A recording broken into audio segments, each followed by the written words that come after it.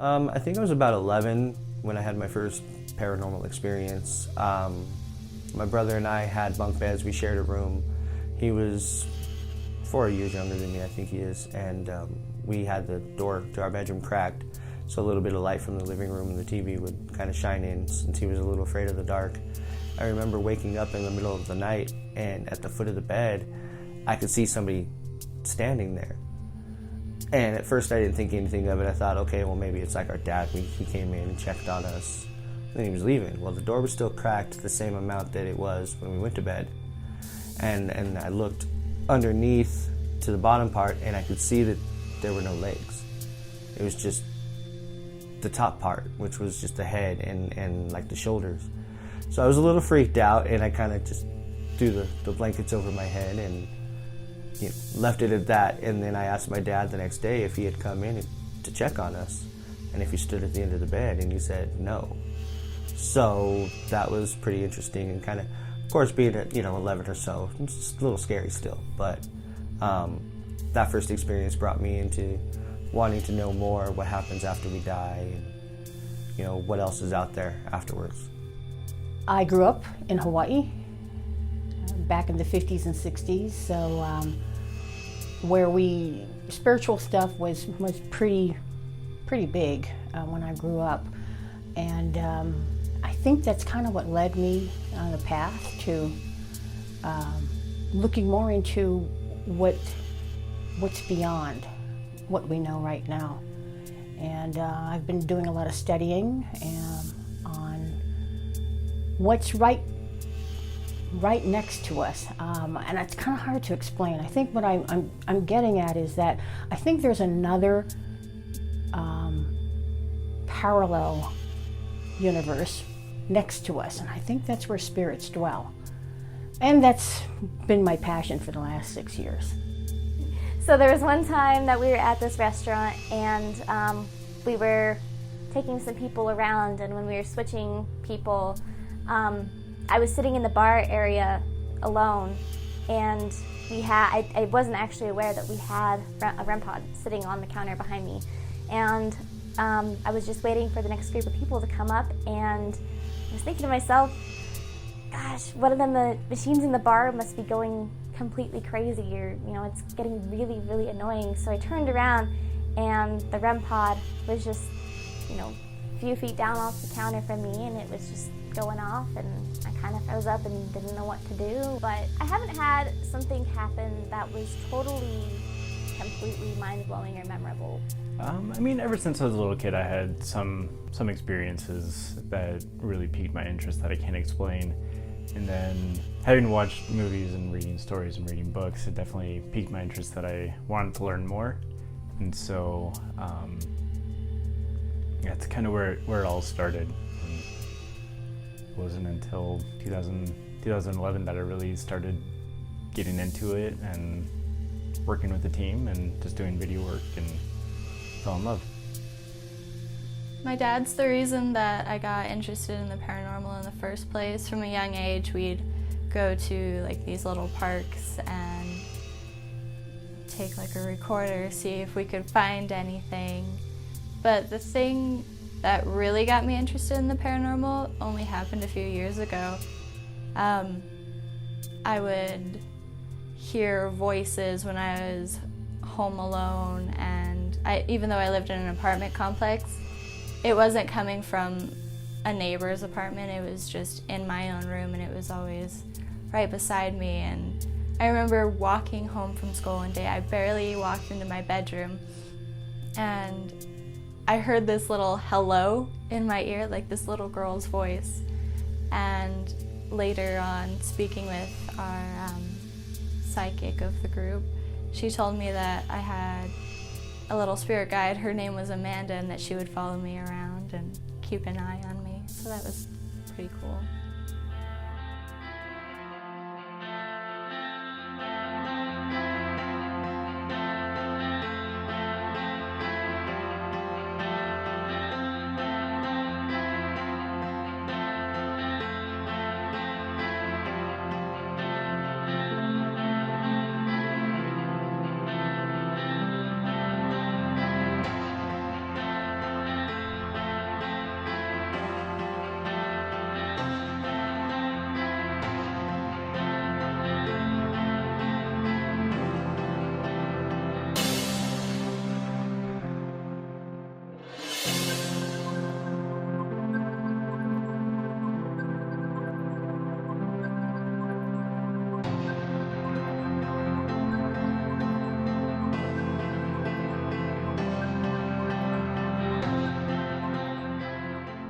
Jerome, Arizona. Once a booming copper mining town, at its peak a population of 15,000, is now home to only 444 residents. The United Verde Copper Company was created in 1883 with the aid of James A. McDonald and Eugene Jerome. Eugene became the company's secretary, and so the small mining camp was named Jerome in his honor.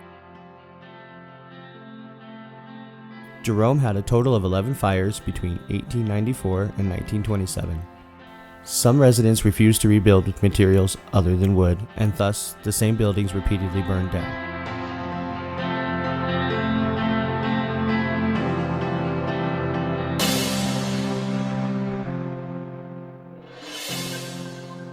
The Jerome Grand Hotel was once known as the United Verde Hospital. Opened in January 1927, it was a state-of-the-art medical facility. In 1930, the hospital was listed as the most modern and well-equipped in Arizona and possibly in all of the western states. The hospital closed in 1950 due to mining operations shutting down and medical services being available in nearby Cottonwood. During the years as a hospital, an estimated 9,000 deaths occurred. Some from illness, others from injury. There was, however, a very suspicious death of the maintenance man named Claude Harvey. Claude was found pinned by the back of his neck by the elevator. A thorough inspection of the elevator was done, and as well as a coroner's inquest. That inquest determined the elevator did not cause Claude's death. Some say he was murdered and his body placed by the elevator shaft to make it look like an accident. The United Verde Copper Company, who owned the building, would not allow an autopsy to be done. They didn't want suspicion pointing their way as either an accident or intent. Claude Harvey's death is the only one in the hospital whose cause has yet to be determined. It's just a small town on top of a mountain.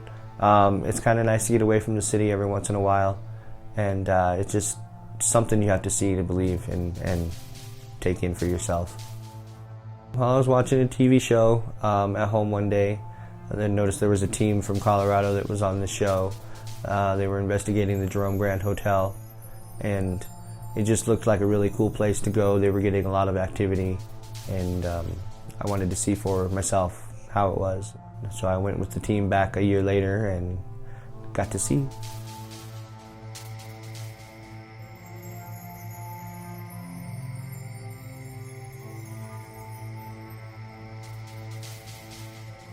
I've been actually slept on the patio behind the desk, and there's only a distance of maybe 3 feet between me and the wall. So nobody can walk behind there.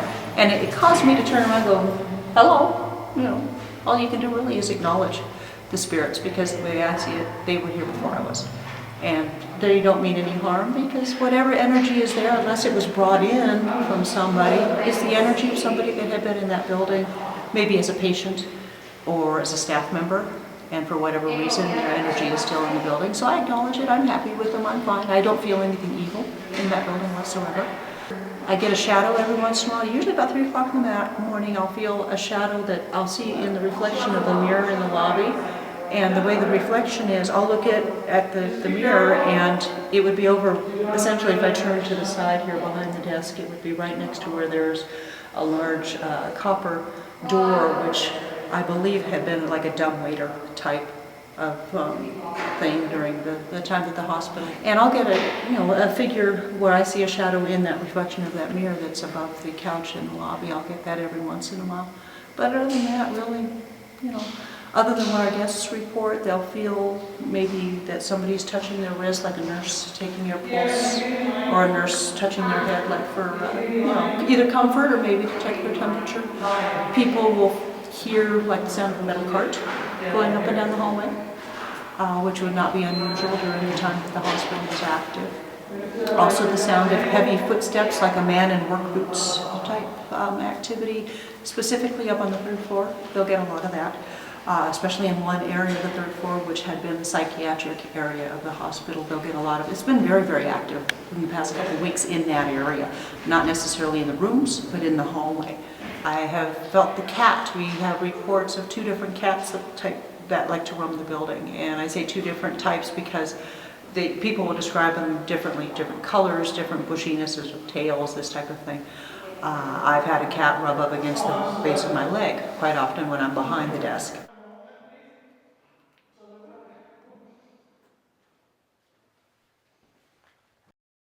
What we're about to do is we're going to plug speakers into the spirit box. Kevin's going to close his eyes and we're going to ask questions. He's got headphones on. He's not going to be able to hear anything that we say, and he's going to give us the answers that he hears through the spirit box.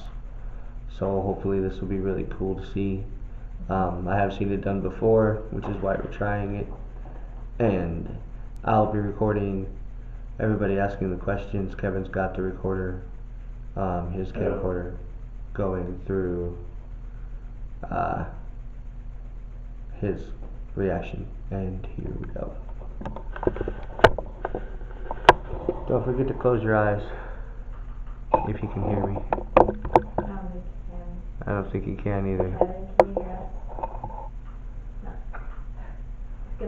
I would say no.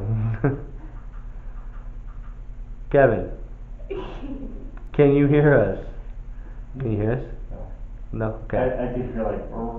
Okay. Well, let us know when you're ready. Give us like a thumbs up. And remember to close your eyes. Should I talk? No, close your eyes. Okay. Positioned it. Okay, you ready? Yeah. Alright, anybody wants to go first, go for it.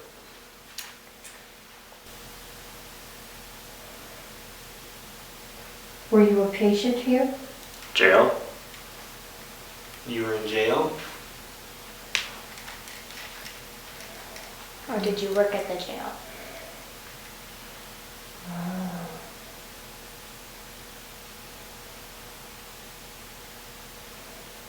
Were you in jail?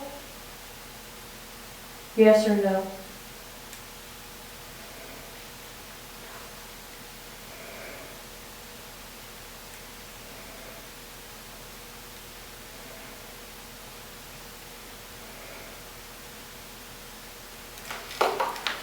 That's me? Or that's weird? Okay, so you... Afraid? Afraid? Are you afraid to communicate with us? Lawbreakers weren't the only ones trying to escape jail. Due to blasting and the shifting of the ground, the jail itself slowly started to slide down the mountain. Deemed unsafe for the prisoners, the jail was evacuated. Jerome's now famous sliding jail is resting 200 feet from where it was in 1938. Well, going back to creepers, do you know what they are supposed to be? The crawlers? Yeah, sorry, creepy crawlers, yeah. Same thing. Yeah. I don't know what they're supposed to be. Kathy thinks that it's some kind of messengers, not that they're necessarily evil. They're just here to deliver some kind of a message, and like she said, you know, it's just really scary looking. It didn't really try to attack her.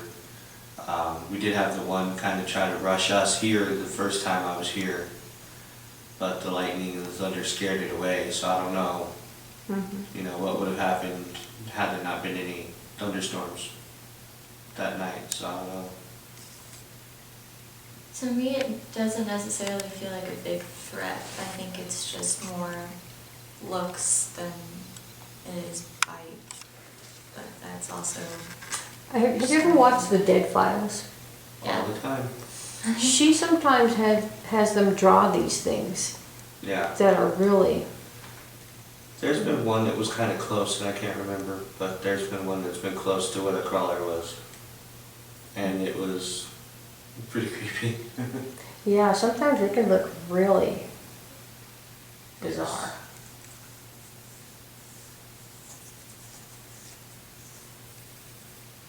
Keep hearing stuff back in the other room, Eddie.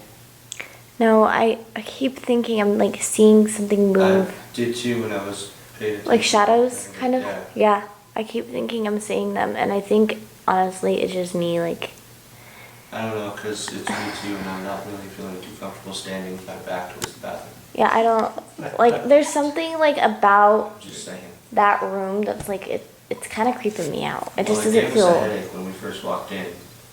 Nothing major. Did it was really? just Because I kinda- thought it I was- had it come Yeah. bad now It's more too. of a pressure than it was a headache. I think Yeah. it was like And it hit us both as soon as we walked in, the first time. What? Oh, what? And we were gonna give you guys the room because of that. Oh, But, no. obviously we're not. Are you afraid to like walk back over there? kind of my battery's dead. Oh. So a couple days ago, I got a hold of John and I said, you know, I'd really love it if we could sit down on Skype and chat about what happened when we went back in 2012. I left you guys behind. I like some big tough ghost hunter here. Like, I can handle being in a morgue and being with the dead, but when it comes to a lightning storm, I'm out of there, you know? So you guys are behind us. He says he can't run. And I don't think that's the case, but he says that he can't run. I think that he's just kind of panicked. So you're walking with him, and I wasn't here for this. I was with Aaron gone. So I'm going to let you talk about what happened while you guys were walking up the hill. Okay, well, I guess a little backstory. You had told me about these things called crawlers that are around the whole area. A lot of people claim they see them. I've seen them in the building. And if you don't know what a crawler is, they're like, they claim, I don't know, I've never been close enough to see if they have a face. It's claimed they don't have faces, but it's some sort of maybe ectoplasm or something that looks like a person crawling on hands and knees, right? Like up walls and everything. Like huge hands. Yeah. Okay, so, Figure. yeah. We were walking, and he decided, he's like, do you see that in front of us? And see what? There's a couple cars in front of us. I don't see anything. He's like, no, there's something up there. I can't make out what it is just yet, but there's something up there. And I'm like, okay, thinking maybe it's a cat, maybe, who knows? I mean, it's Arizona. I've never been. I don't know what's around there. Could be a baby coyote for all I know. And then we start walking, and the lightning flashes, and he starts freaking out. He's like, oh crap, it's coming right towards us. You need to run. And I'm like, you can't run, I'm not running, I'll be right here with you. He's like, well, either way, this thing's coming, and he got ready for impact. And then the thunder boomed, and the thing went down the mountain. And that's when I saw like a shoulder, a leg, something huge, and kind of brown in a way. It was really weird. Go down the mountain. And then I see the grass moving, and so me being curious and a little scared at the same time, I go to look because I want to know what it is. And like I said, I don't see any animal down there, and it's a really steep hill. You can't really get a deer or anything to come up and down the mountain without falling and breaking its neck. Mm-hmm. Plus, there's houses and stuff right there and people's yards, and there was nothing there. You guys are yelling at us the whole time, hey, hurry up, hurry up. Yeah. We're just like, wait till we tell you what we just saw, Yeah. And so that was my first encounter with the crawler. It was really scary, and he was freaking out too because it charged us. Yeah. I mean, I've seen them in that building. They haven't charged me, but I've seen them on the ceilings and stuff, and they've never come up to me, and I don't know if it's because, I don't know why.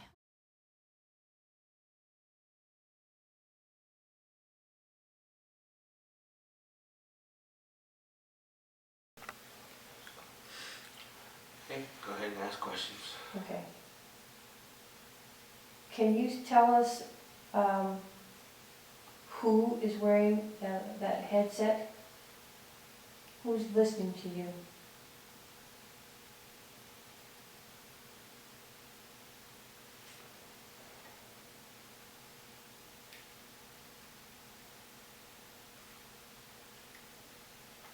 Just like not getting any, like anything, like as Okay. far as like sweeping it.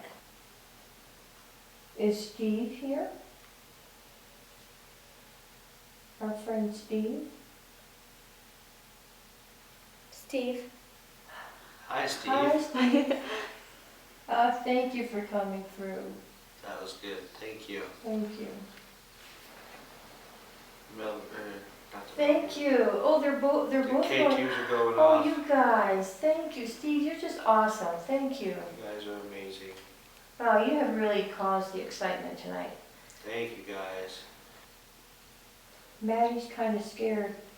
Can you stay here to help her and protect her?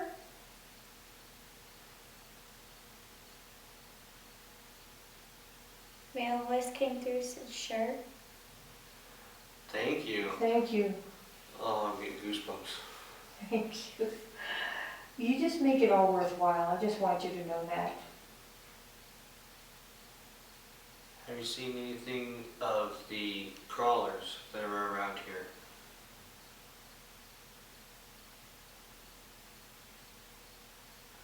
Male voice, no.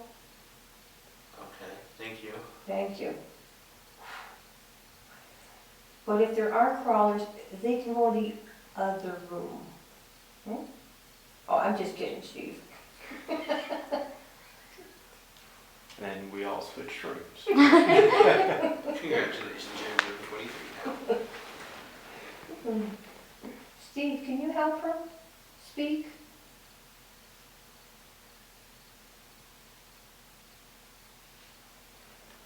Could it be Amanda, Lila's spirit guide?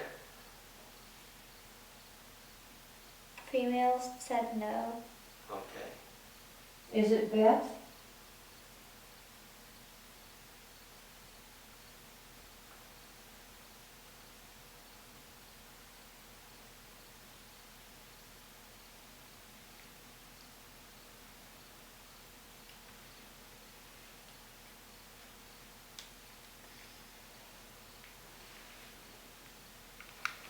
The female has come through twice now, and I can't tell if she's saying it's.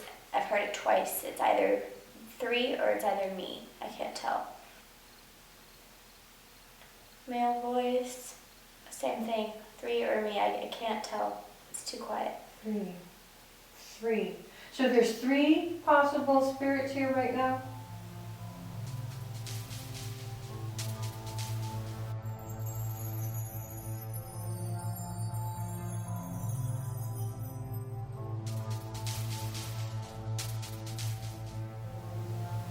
Steve. Hi, Steve. Hi, Steve. It's nice to see you. Thank you for coming. Steve, Sure. can you help any other spirit that would like to come through? You kind of beat me to that question there. I answered it already.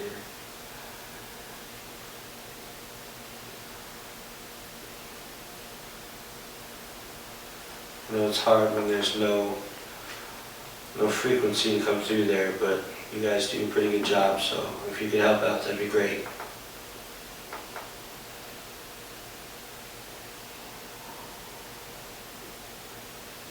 Steve, you've always been really helpful. Can you tell us if there are any spirits that need to send a message to us?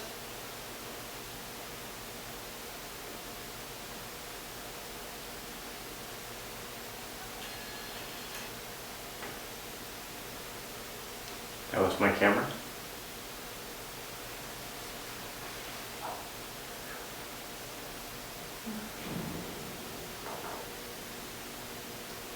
That always wasn't me. That was That was the the elevator. elevator. Okay, I didn't know we could hear it all the way in here. Steve, are you still with us?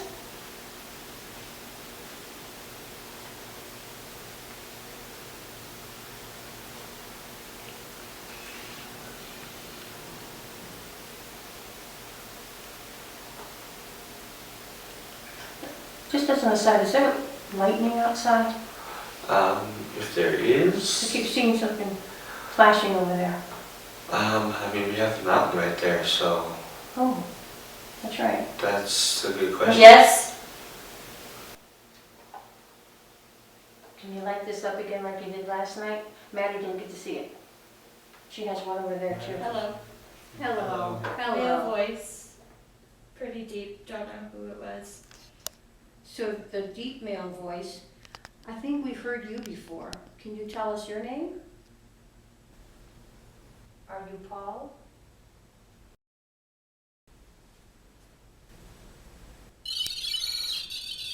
REM pod going Yes. off. ladies and Pod gentlemen. going off. Oh my God, thank you. Thank you. That Welcome. is. You just said welcome. Welcome. I got goosebumps, guys. Oh my gosh, that's awesome. Thank you, thank you, That thank you. scared me. Okay, Thank can you. Step away from it, please. You guys are great. Oh, they're having fun. You guys are having fun. So are we. Thank you. Thank you. That's awesome. Can you make you quiet so we know that it's you? Oh, they're having too much fun. Thank you. Oh, would you like that one the best, huh? That one is pretty cool, isn't it? It is. Yes, REM pod has been going off for a while now. That's what that was. Yes. I can hear it like very faintly, and I thought that something was going on with this. Nope, that was REM pod. For a while. Yes. Steph and Steve were playing. That Yeah. was I haven't seen really cool. Kevin jump that high in a while. Like, honestly, I haven't had anything like that happen Yeah. in years. Yeah. And then something that strong I've never seen. You know, I got to thinking about what Maddie came up with last night. The female said either 3 or me, but could the name have been B, like B-E-A? B. Oh, like Beatrice or Yes, B. Like B. Arthur. That's a name that might have been a nurse or someone who was here who would have helped out. Was it B? Very true, I didn't think of that. I think it was a male voice. It was really faint. It sounded like it said, "Say what?" Okay, last night, a female came through and said either me or 3, and then Steve repeated it. But Maddie wasn't able to make out what it was. We were just thinking that possibly this female's name is B. B-E-A, B. Can you confirm that?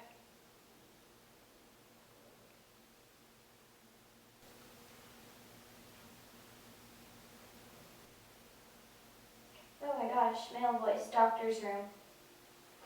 Oh my God, Wow. goosebumps. Wow. Oh. Doctor's room. Oh. Were you a patient here?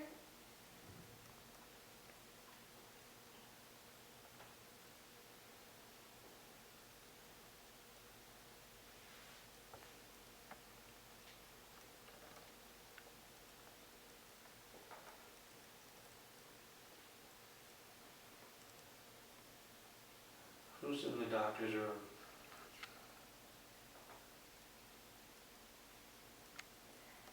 God, they're talking so much, but I can't make out what they're saying. It's crazy. Male voice, she's gone. Who's gone? Oh, male voice, nope. Nope. I was about to get real sad for a second. I was gonna say, did we lose somebody? But Yeah. Are you talking about the other spirits or us? Say your names to us. We know. Female voice, clear as day now. now what? What about now?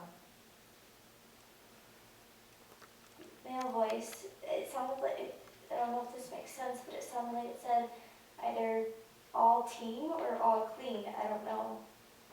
Couldn't really tell.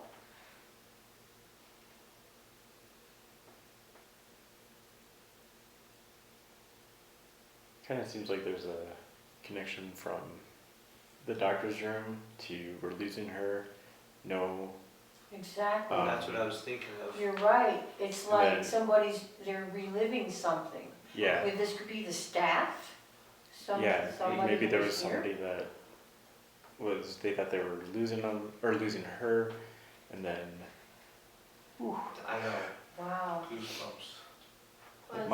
email a patient? Was she stabbed? This is a hospice? Making sense now, huh?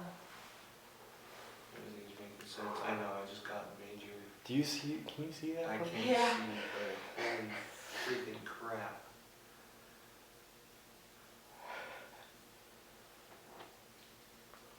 Whoa. And it would also make sense, so many voices, doctors operating. Mm-hmm. Mm. But you'll hear throughout that we talk about these two names, Seth and Steve, and they've been following us around for a couple of years, I think. Yeah, definitely. And it just seems like no matter where we go or what we're doing, those two names always come through. And Right. Yeah, Seth and Steve both come through the spirit box like crazy. They always say their names for us. That's how we know it's them. We've gotten used to what their voices sound like when they actually say their names. Every once in a while they'll say something else. So we kind of get, a gist of them helping us out whenever we need it. It's fun to go through the evidence afterwards, but a lot of people expect these really crazy things to happen or things that happen on cue, and Right. I mean, it's really not like that at all. You're sitting in a room for hours in the quiet, sometimes, most of the time in the dark too, Yes. just almost falling asleep and just waiting, not knowing if anything's really happening or Right. what's going on around you. So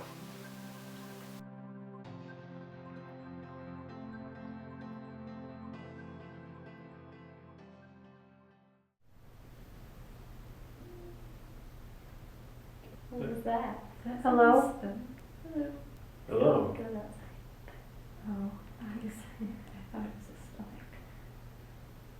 Now the two words, I wonder if it could be two syllables, like telephone.